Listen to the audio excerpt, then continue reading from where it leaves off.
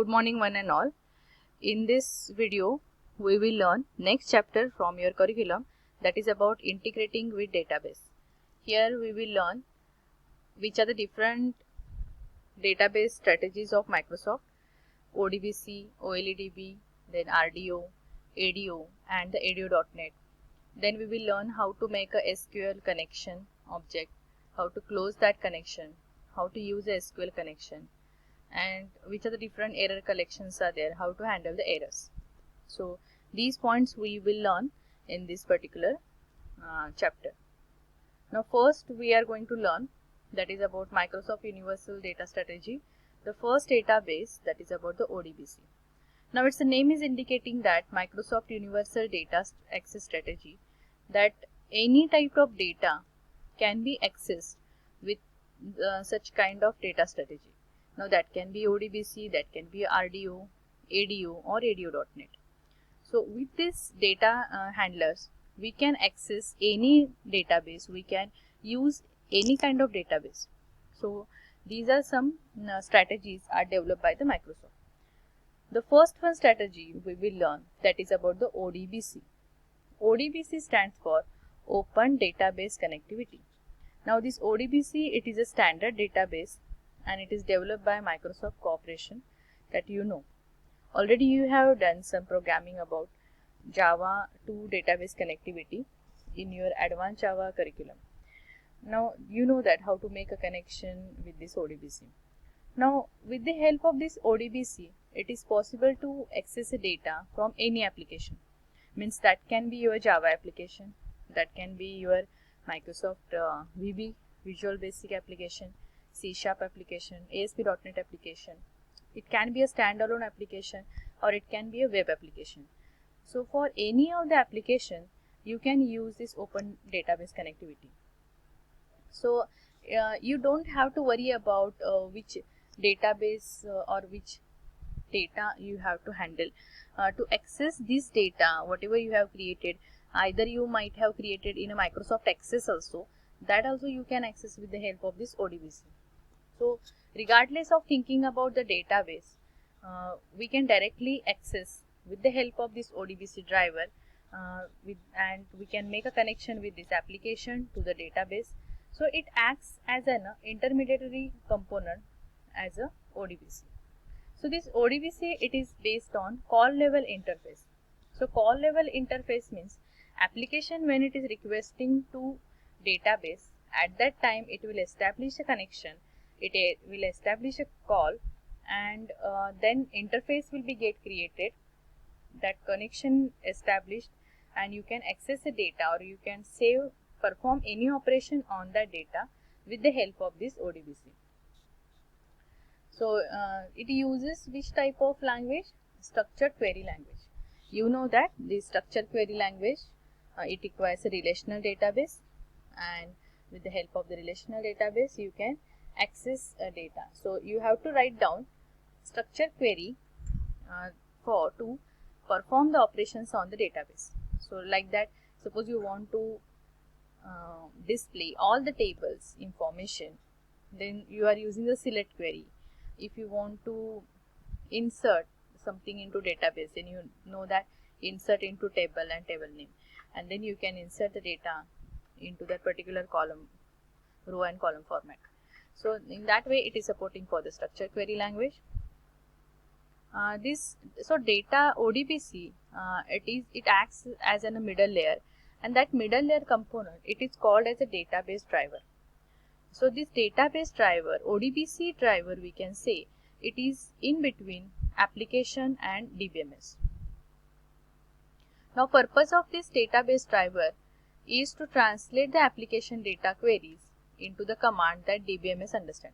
Now you are writing a query such as a select star from that particular table name, that is understand by you, means for the developer, for the user, but this DBMS will not understand it.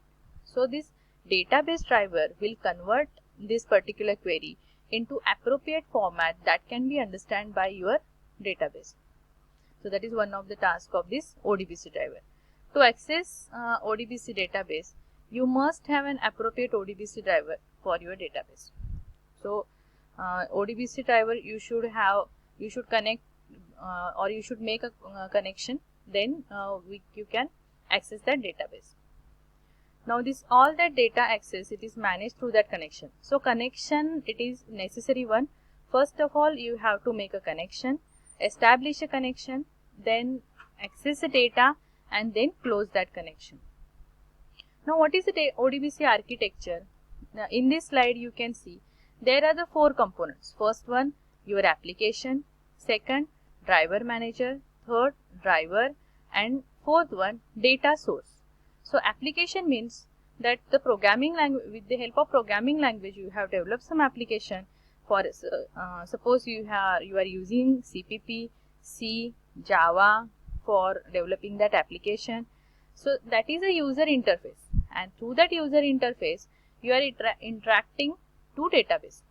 So this application here, user will perform some function, means it will request for some data, then that request will send to the driver manager. Then driver manager task is that it loads and unloads the driver on behalf of application. So loading of this ODBC driver will be done by ODBC driver manager. Once that driver has been loaded, then driver will process the ODBC function calls. It submit this SQL request to a specific data source. So once your driver has been loaded, driver, it is just a set of programs. So these programs are for the interaction with this your data source. So it will convert the SQL request which came from the application, and that will be converted into appropriate form that will be understood by your data source. So that it will modify that request, that's the syntax supported by your DBMS, your database, and then data source will perform the functions, and then it will pass that information again to the driver manager, driver, and then application. This is a diagram that you can see over here. Here this is an application, driver manager, how it is interacting. These are the drivers, and then these are the data sources. So first of all, application layer, it is at the high layer, and this application layer, your request of data will pass to driver manager. Driver manager functionality to load drivers into memory. So required ODBC drivers will be loaded, and the driver, what it does, it takes a request from this application and convert into the appropriate syntax that will be understood by data source. Data source, that can be your Access data source or any another cloud data source, and it will be converted. Suppose you want to display all the table information, then that kind of request will be sent to the data source. Data source will process that particular data, and it will pass the output to the driver and again to the application. Driver will pass that output to the application, and it will be presented to the user. So in this way, this ODBC works. Now, even though ODBC, it is the oldest technology and it is good to handle that, right now also you can use this ODBC, but it is having some drawback. Now, which are these drawbacks? One is that it supports only relational database. Relational database means what? Relational database, that it is in the form of the table, it is in the form of the rows and the columns. So table and your data will be presented in rows and columns. So if your data, it is not a relational database, suppose it is an object oriented database, suppose it is an hierarchical database, then that will not be supported by this ODBC. It will only support the relational database, and for the relational database, you know that you require only the structured query language to retrieve that data. So its fault is that it can handle only SQL statement, and it can work with only relational data. If you want to access hierarchical data, if you want to access LDAP data, semi-structured data, NoSQL data, that will not be latest databases, it will not be handled by this ODBC driver. So this is about the ODBC. In next video, we will cover the next type of database, that is about the OLE DB. Now we will stop here, and thank you.